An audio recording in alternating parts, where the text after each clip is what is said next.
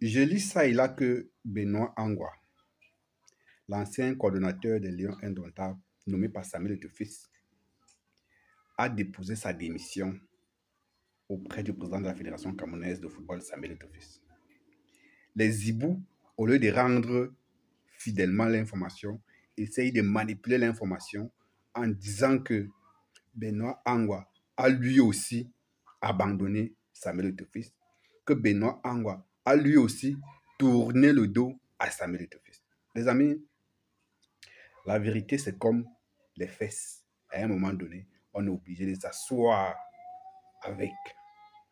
Je vais vous restituer la réalité des choses parce que ces gars-là, pour ceux qui sont un peu honnêtes, vous plaquent le communiqué ou la lettre de démission entière de Benoît Angwa. Parce que dans sa lettre de démission, le gars a clairement donné les raisons de sa démission. Il n'a pas fait dans la langue de bois. Il a dit pourquoi est-ce qu'il démissionne.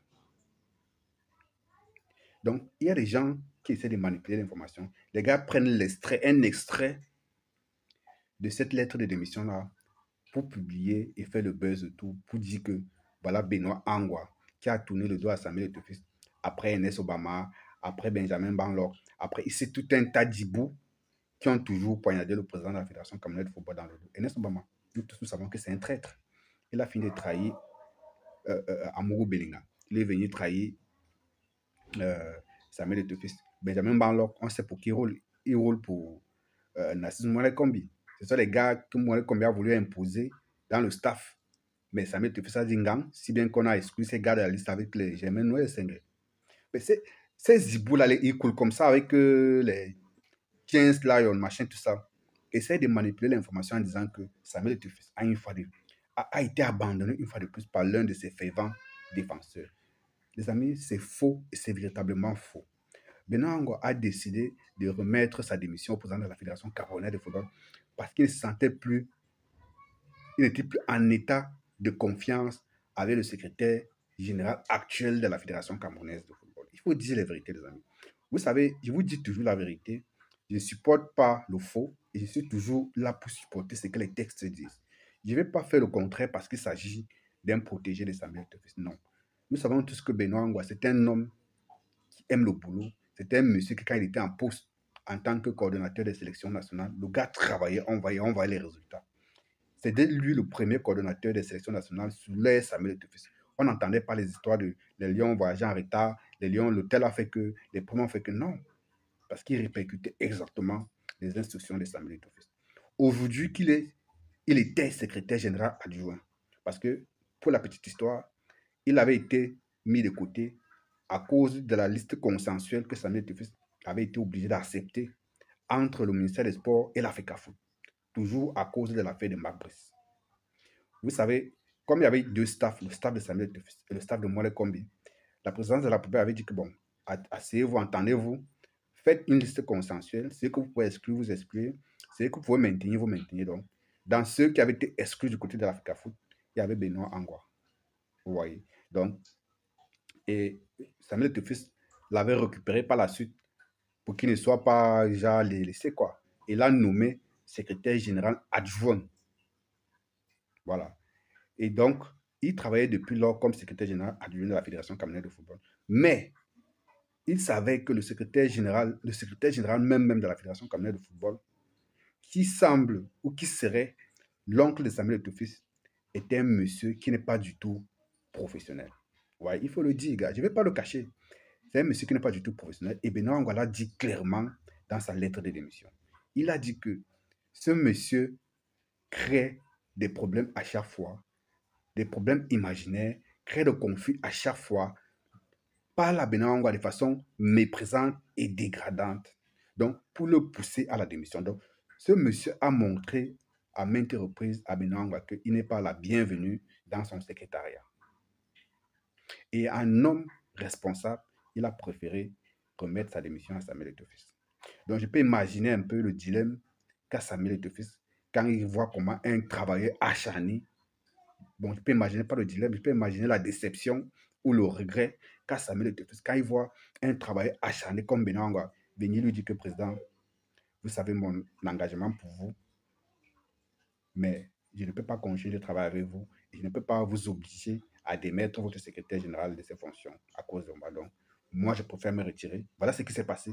Il a dit au président de la Fédération camerounaise de football qu'il préfère se retirer parce que Samuel Etofis voulait résoudre le problème de façon radicale. Qu'est-ce dit radicale? C'est-à-dire, même s'il fallait mettre de côté son oncle qui est l'actuel secrétaire général de la Fédération camerounaise de football. C'est Benangwa qui a dit que non, ce n'est pas un problème.